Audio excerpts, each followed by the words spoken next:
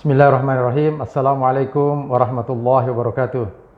Alhamdulillah wassalatu wassalamu ala Rasulillah Muhammad ibn Abdullah wa ala alihi wa sahbihi wa man walah, amma ba'd. Alhamdulillah, para pemirsa dan sahabat-sahabat milenial yang berbahagia, kita bersyukur bisa berjumpa kembali dalam acara Bincang Bareng Generasi Milenial. Pada sesi kali ini kita telah menghadirkan narasumber milenial, Saudara Muhammad Abdin Syakir bin Rustam. Beliau ini sekarang imam di Masjid Baitul Karim, Jakarta Timur. Alhamdulillah, supaya menghilangkan rasa penasaran, beliau ini sudah menikah dan telah memiliki satu putri. Menikah di usia yang relatif masih muda, umur 20 tahun. Ya, barangkali itu juga satu strategi untuk menjaga hafalannya agar tidak berpikir terlalu luas begitu. Baik, sebelum kita lanjut, kita berkenalan dulu dengan Saudara Muhammad Abdin Syakir. Assalamualaikum, akhi. Waalaikumsalam warahmatullahi wabarakatuh. Ya.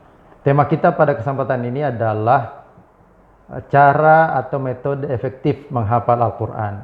Bagian kedua sebagai lanjutan dari bagian pertama, di mana kita telah berbincang-bincang mengenai motivasi untuk bisa menjadi penghafal Al-Quran. Pembahasan kita pada kesempatan ini insya Allah akan lebih detail, lebih rinci bagaimana kiat-kiat, tahapan-tahapan yang harus kita lalui. Sebelum kita lanjut, akhi, umur antum sekarang berapa ya? Sekarang sudah masuk 22. 22 tahun. Kelahiran? Kelahiran 98. 98. Di daerah mana? Di Kota Tarakan, Kalimantan Utara sekarang. Oh, di Tarakan, Kalimantan Utara. Ya, baik. Apa yang menjadi motivasi awal untuk menjadi penghafal Al-Quran? Motivasi awal itu memang kalau dari dukungan keluarga, itu orang tua saya, khususnya ibu, dari kecil memang beliau mau kalau saya itu menjadi penghafal Quran. Iya. Memang pas dari kecil itu, pas usia SD, sering kita dipeluk gitu. Kalau lagi bincang-bincang atau lagi ngobrol-ngobrol, dan dia bisikkan, nanti kalau besar jadi penghafal Quran ya, gitu. Masya Allah. Itu memang ingatan kita pada saat itu memang kayak sangat melekat sekali seperti itu. Iya. Nah, kemudian motivasi yang lainnya juga, setelah SMP kemudian SMA, itu memang belum ada realisasi untuk betul-betul mau menghafal Quran. Nah, pada saat SMA, kita ditemukan dengan berbagai pelajaran. Salah satunya itu fikih. Pelajaran fikih. Nah, pelajaran fikih ini kita temui banyak disuruh menghafal dalil. Menghafal dalil Quran, hadis-hadis juga. Nah, saya pikir, mengapa saya harus menghafal satu-satu? Ya, satu kali ada mata pelajaran lagi disuruh hafal lagi, dan itu selang-seling seperti itu. Dan saya mulai berpikir bagaimana nanti kalau saya menghafal satu Quran langsung. Masya Allah.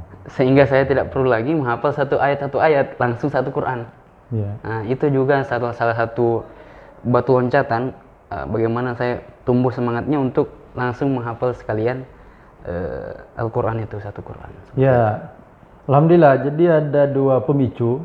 Pertama dari dorongan, motivasi, doa ibunda tercinta ketika masih kecil, dipeluk-peluk, berharap anaknya kelak menjadi penghafal Quran.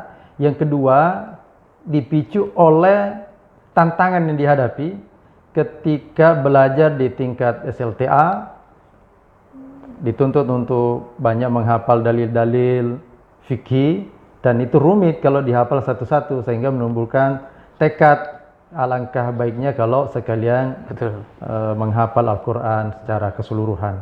Masya Allah. Ya baik, lalu kita akan sharing tentang cara efektif dalam menghafal Al-Quran. Tentu meliputi tahapan-tahapan berdasarkan pengalaman pribadi, pengalaman teman-teman kita, dan juga mungkin teori-teori arahan-arahan nasihat dari para masyayikh, dari para guru-guru kita. Ya. Tayyib, untuk mengenai metode menghafal Quran yang efektif, kita tahu bersama bahwasanya sangat banyak metode yang sudah dibuat ya dari para masyayikh, daripada guru-guru kita. Itu sudah sangat banyak metode untuk menghafal Quran yang efektif.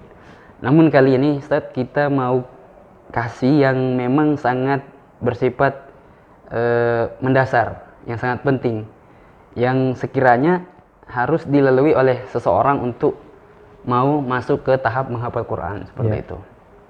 Jadi tahapan yang pertama Ustaz itu tahsinul qiraah atau memperbaiki bacaan Al-Quran.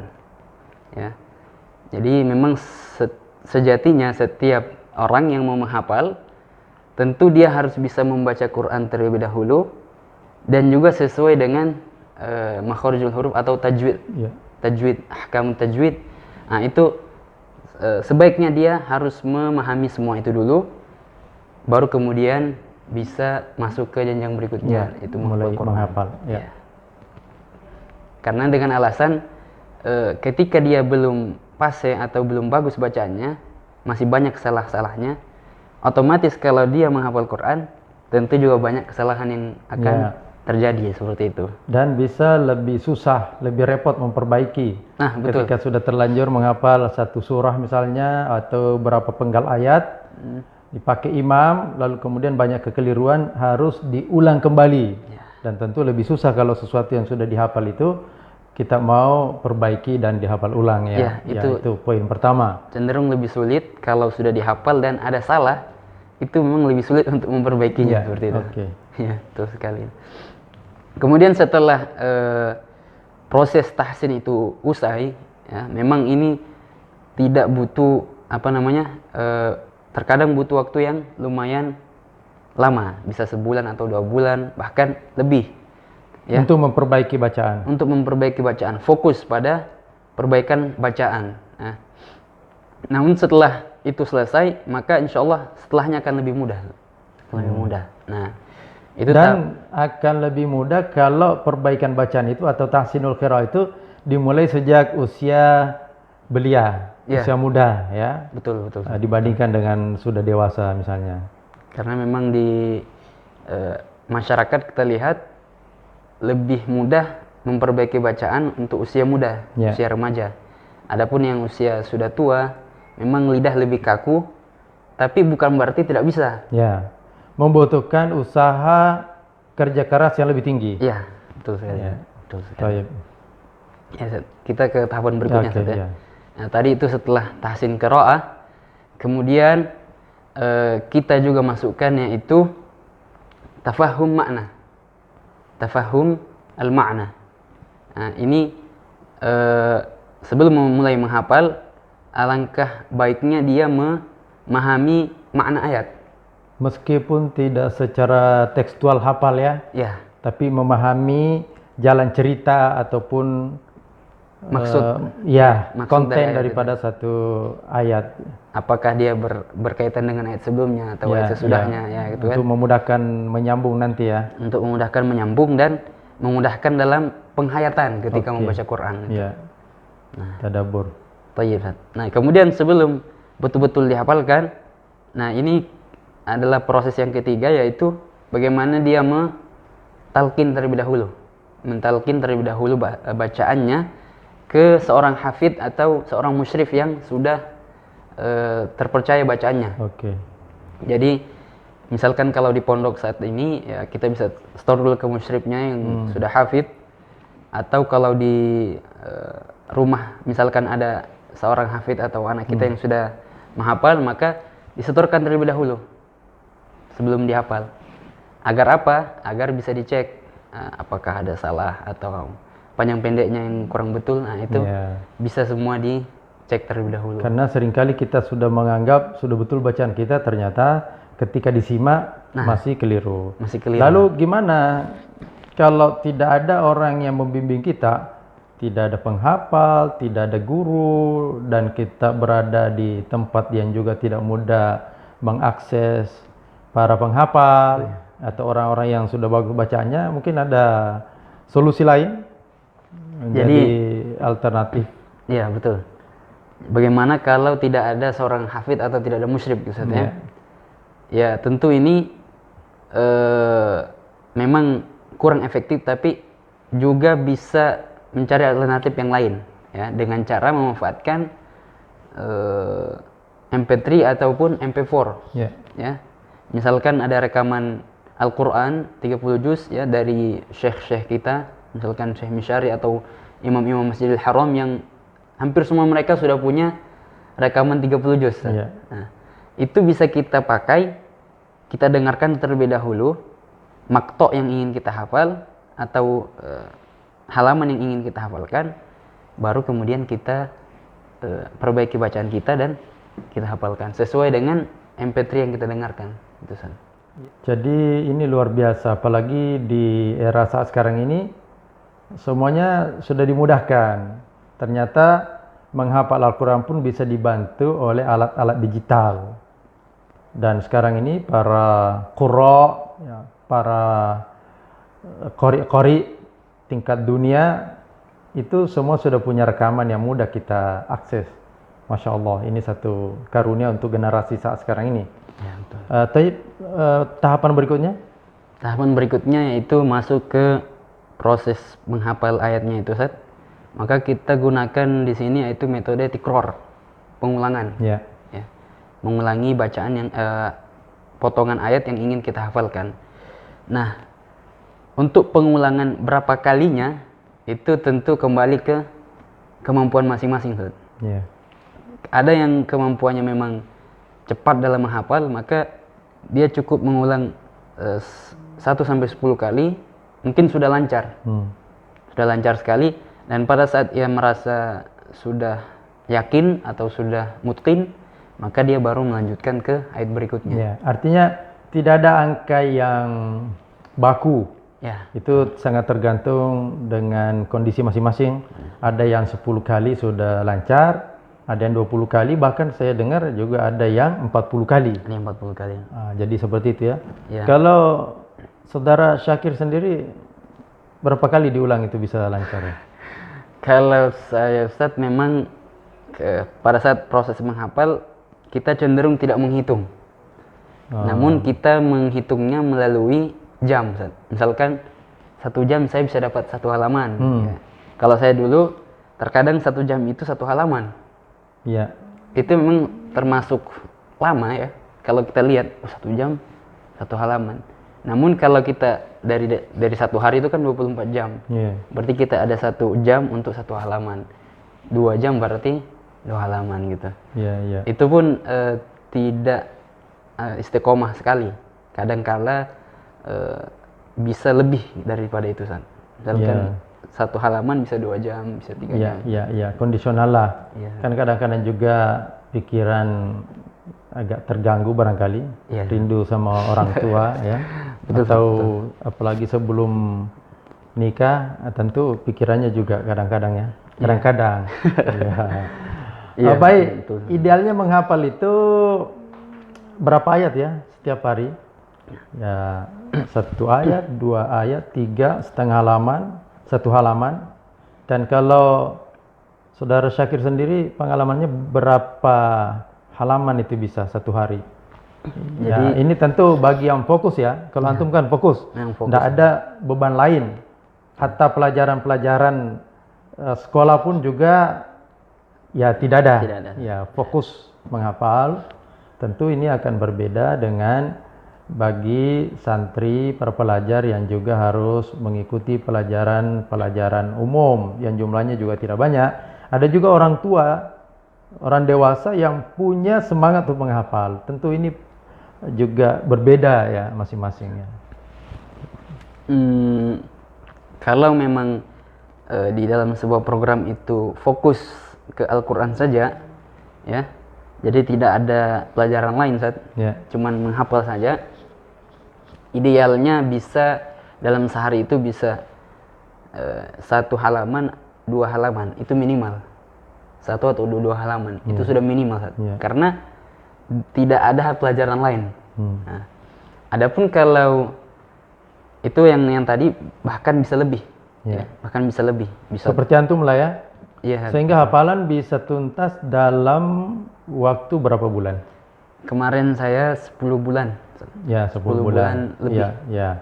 Ada juga narasumber kita sebelumnya 7 bulan gitu ya. Insya Allah. Dan ini mungkin ya. Itu nanti Insya Allah. ada ujian 30 juznya, Ustaz. Ya. Jadi setelah selesai nanti ada ujian 30 juz dan itu kita baca semuanya. Dan pengalaman setelah 10 bulan itu dan diuji lulus ya. Alhamdulillah. Nah, ini artinya hafalannya mungkin karena ada juga yang waktunya singkat tetapi ketika disuruh menghafal utuh dari awal lagi itu tersendat-sendat. Ya, jadi ya alhamdulillah ini cukup cepat. Minimal 2 halaman dan kadang-kadang 3 halaman. Untuk menyambung satu ayat ke ayat berikutnya itu seperti apa? Atau apakah kita menghafal tuntas dulu satu ayat ataukah kita potong-potong lalu kemudian bagaimana menyambung dengan hafalan berikutnya? Oh iya, jadi untuk proses menyambung hafalan lama dengan hafalan baru kita menggunakan metode robot. Roboto yarbutu itu saja. Artinya mengikat. Jadi bagaimana hafalan lama itu diikat dengan yang baru. Tentu ini kita menggunakan metode tikror juga. Ya. Jadi hafalan yang baru itu kita ikat dengan yang lama dengan cara mengulanginya. Misalkan kemarin kita sudah menghafal 1 ayat, hari ini kita hafal ayat yang kedua. Kemudian sekalian kita ikat dengan ayat yang kemarin. Setelah kita hafal ayat yang kedua, kita ulangi 1 sampai 10 bahkan sampai 20 kali sudah hafal. Nah, baru diikat lagi dari ayat 1 ke ayat yang kedua. Diulangi dari ayat 1 yang kedua sampai 10 atau sampai 20 kali sampai terasa sudah betul-betul menyatu gitu. Kemudian setelah itu sudah usai baru kita lanjut lagi ke ayat yang ketiga. Jadi tidak dilancarkan, tidak masuk ke ayat yang ketiga sebelum ayat yang ke-1 dan kedua itu beres gitu. Berarti satu tantangan juga dalam menghafal ini bagaimana agar tidak tumbuh rasa bosan ya, karena tidak mudah itu mengulang-ulang terus ya, sudah dihafal mau dilanjutkan lagi harus diulang lagi begitu ya. Masya Allah. Tapi bagi para menghafal Quran sudah tidak ada perasaan bosan itu ya. Hatta 100 kali pun tidak akan bosan ya. Dan itulah mungkin salah satu keistimewaan juga belajar Al-Quran, membaca Al-Quran. Tidak pernah ada rasa bosan. Sekali khatam malah kepingin lagi gitu. Nah ini satu bukti kemujizatan Al-Quran. Beda kalau membaca buku-buku tulisan manusia, perkataan manusia. 2-3 kali kita dengar udah bosan gitu. Ini luar biasa. Puluhan kali gitu. Masya Allah.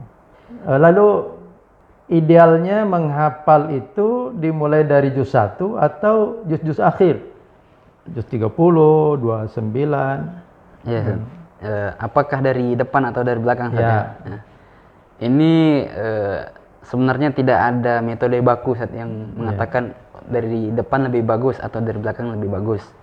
Namun pada saat kita menghafal kemarin kita menghafal lewat belakang atau kita mulai dari juz-juz belakang. Kenapa? Dengan alasan apa? Karena di juz-juz belakang itu termasuk di juz 29, 26, 27, 26, 25 dan 24 itu ke atas lagi sedikit sampai 21, 19 itu cenderung ayat-ayatnya lebih sulit dan lebih pendek-pendek kan. Cenderung ayatnya lebih sulit. Itu artinya ini dimulai dari yang susah dulu ya? Iya. Jadi kita mulai dari yang susah dulu karena nanti yang bagian depan ini ayatnya cenderung lebih mudah. Bukan berarti sangat mudah, tapi ada juga yang sulit. Tapi memang dia lebih panjang-panjang dan insya Allah lebih mudah dibanding dengan yang belakang. Apalagi kan secara psikologi orang yang melakukan sesuatu biasanya lebih semangat di awal-awal. Nah betul. Nah, betul. jadi ketika yang sulit itu didahulukan, maka dalam tahapan berikutnya itu terasa lebih mudah. Terasa lebih Ya. mudah seperti itu. Baik. Jadi kalau dia sudah lewat yang susah, Ya, nanti ya. kan yang menghadapi yang mudah maka lebih enak dan lebih Ya, ya, enjoy ya, ya. lagi. Ya, berikutnya juga tentu ada waktu-waktu yang sangat efektif dalam artian lebih mendukung untuk kita konsentrasi, lebih mudah untuk kita menghafal. Ya, mungkin berdasarkan pengalaman waktu-waktu yang cocok untuk menghafal, ya, terutama menambah hafalan. Ada beberapa waktu ini yang memang kita sudah rasakan bahwasanya itu sangat efektif untuk menambah hafalan, San. Nah, dan juga ini waktu-waktu yang disarankan dari para guru-guru kita. Yang pertama yaitu pada pagi hari. Nah, pagi hari ini di sini sebelum subuh dan ba'da subuh itu, San. Nah, mulai dari jam-jam 2, jam 3 ke bawah. Nah, itulah waktu-waktu yang terbaik, San. Memang dalam hadis juga sudah kita tahu bersama bahwasanya itu adalah waktu-waktu yang berkah. Bagaimana dalam hadisnya Rasulullah SAW bersabda kan, burika li ummati fi bukuriha, pada saat waktu pagi hari itu. Dan memang pada saat itu otak kita masih fresh gitu, San. Masih fresh dan masih segar. Tidak ada pikiran-pikiran yang membuat otak pusing atau lain sebagainya, itu belum ada gitu. Betul. Betapa waktu subuh itu, sebelum subuh dan setelah subuh itu adalah waktu yang sangat sesuai untuk kita baca Quran, menghafal Al-Quran. Waktu lain?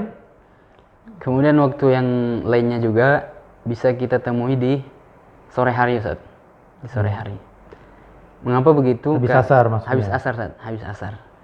Ya, tentu kalau kita fokus untuk menghafal maka bagus di waktu sore. Adapun sore hari ini dengan alasan apa kenapa dia bisa juga tergolong waktu yang bagus? Karena otak di mana kembali fresh lagi, kembali bugar lagi setelah beristirahat di siang hari. Ya, beristirahat di siang hari, kemudian bangun untuk sholat asar. Nah, setelah sholat asar, nah inilah waktu-waktu yang juga bisa dimanfaatkan untuk menambah hafalan gitu. Ya. Ada waktu lain lagi? Waktu yang terakhir ini, Ustaz, waktu sebelum menjelang tidur. Jadi sebelum tidur, tapi ini tidak fokus seperti pagi hari dan sore hari. Kita cuman membaca beberapa kali saja hafalan yang ingin kita hafalkan besok. Jadi misalkan kita ingin menghafal surah An-Naba besok, maka kita baca dulu ayat 1 sampai 5 sebelum tidur itu.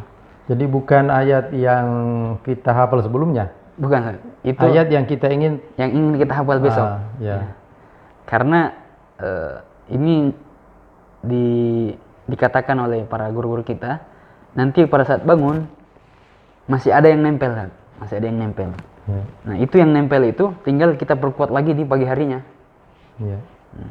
Ya. Pada saat setelah bangun tidur itu sebelum subuh, nah ini fokus di situ. Insya Allah akan lebih mudah, San. Ya.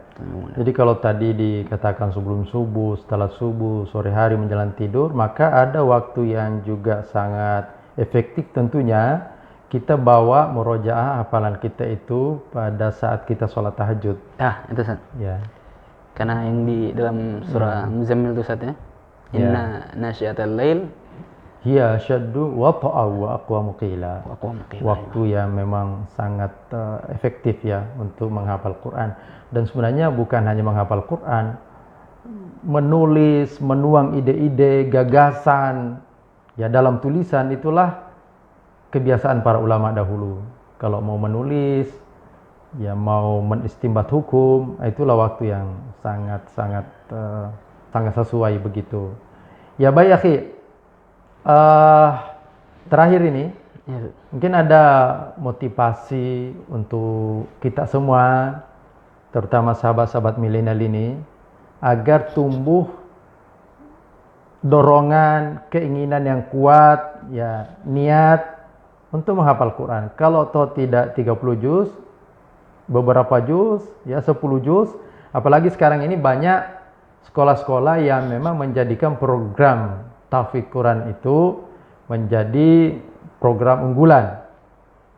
Tidak saja mengajarkan ilmu umum, tetapi justru program tahfidz Quran ini menjadi salah satu unggulannya. Bahkan kita tahu banyak program-program tinggi ternama di Indonesia ini yang memberikan perlakuan khusus, baik itu beasiswa ataupun diterima tanpa tes ya bagi para penghafal Quran. Nah, ini satu hal yang menarik juga. Ya, silakan. Baik, motivasi Ustaz. Ya. Motivasi untuk kita ini khususnya para milenial atau para pemuda atau siapapun yang memang betul-betul mau dan mau fokus untuk mendalami atau menghafal Al-Quran. Yang pertama adalah perlu kita tanamkan di dalam hati kita bahwasanya semenjak kita memulai untuk mendalami atau menghafal Quran itu, maka semenjak itu pula kita termasuk atau tergolong di dalam sebuah ayat yang Allah sudah firmankan, "Tsumma awratsnal kitaba alladzina istafaina min ibadina." Kami wariskan kepada hamba-hamba kami ini, yaitu kitab, kepada hamba kami yang kami pilih khusus. Ya. Allah menggunakan kata istofa. Istofa, kenapa dia tidak menggunakan kata ikhtaro atau kata yang lainnya lagi yang juga berarti memilih? Nah, karena istofa di sini memang memilih khusus, memilih khusus. Sebagaimana di dalam ayat yang lain, Allahu yastafi minal malaikati rusulan wa minan nas. Allah memilih khusus dari malaikat dan juga dari rasul itu sebagai dari manusia itu sebagai rasul khusus. Nah, begitupun dengan orang-orang yang mau fokus menghafal atau mendalami Al-Quran, maka dia tergolong orang-orang yang dipilih. Yeah. Pilihan Allah, tentu ini sangat merupakan sebuah kebanggaan tersendiri. Bayangkan saja, janganlah langsung Rabbuna, misalkan dipilih dari wali kota memilih seseorang itu ya untuk menjadi perwakilan misalkan atau menjadi asisten, maka itu adalah kebanggaan bagi orang tersebut. Apalagi Pak Gubernur gitu kan. Nah, ataupun seperti saya sekarang dipilih dari ketua kita ini, tentu ini adalah kebanggaan Ustaz ya. Kebanggaan tersendiri Ustaz. Iya. Apalagi memang ada dalam hadits Nabi SAW bahwa ahlul Quran hum ahlullahi wa khassatuh.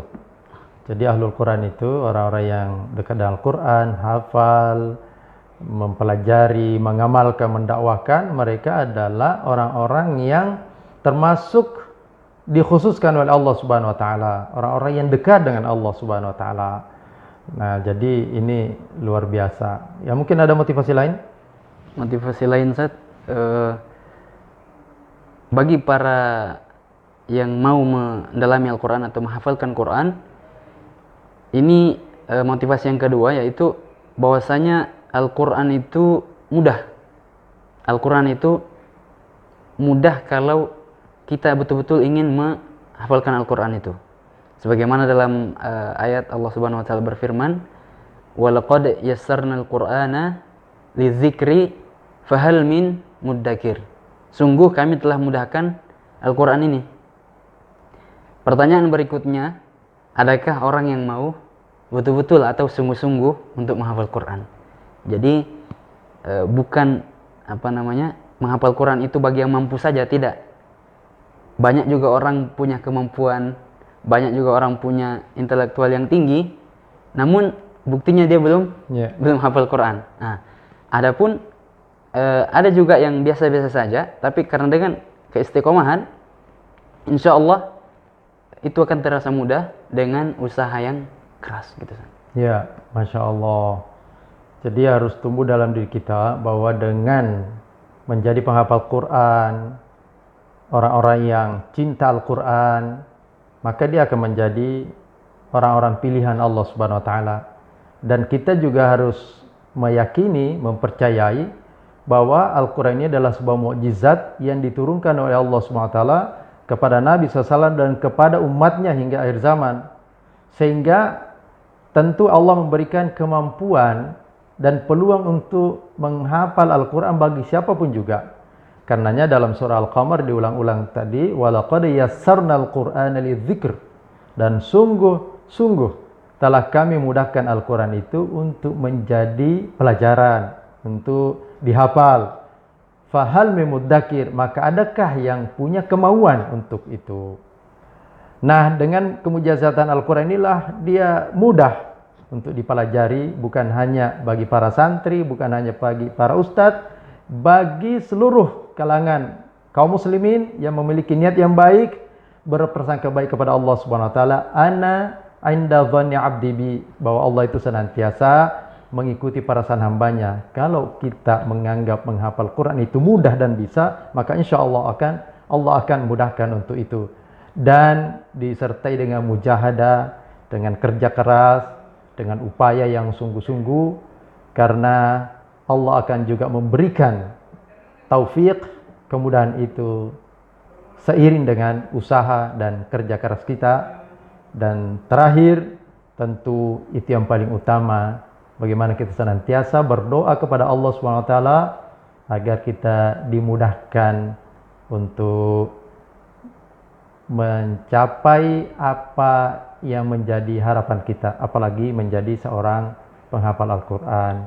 Baik, terima kasih akhi dan juga sahabat-sahabat semua atas kebersamaan dan keikutsertaannya dalam acara ini. Semoga Allah SWT bisa mempertemukan kita kembali dalam episode berikutnya dalam keadaan yang lebih baik. Dan kita berdoa kepada Allah agar senantiasa diberikan petunjuk untuk menjadi ahlul Quran. Hadanallahu wa iyyakum ajma'in. Assalamualaikum warahmatullahi wabarakatuh.